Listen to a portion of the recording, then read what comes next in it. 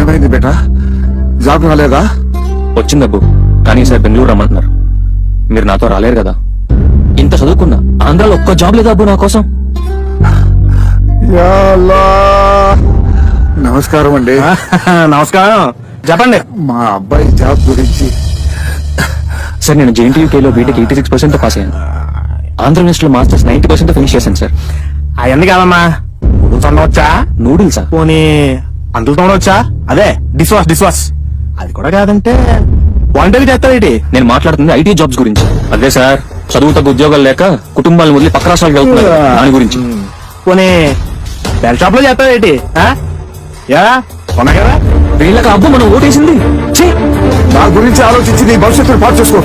రాష్ట్రాన్ని వదిలి వెళ్ళిపో. లేదబ్బు, వీళ్ళు ఈ రాష్ట్రంలో ఉన్నంత వరకు ఈ రాష్ట్రానికి భవిష్యత్తే ఉండదు. ముందు వీళ్ళని రాష్ట్రం తరిమి కొట్టాలి.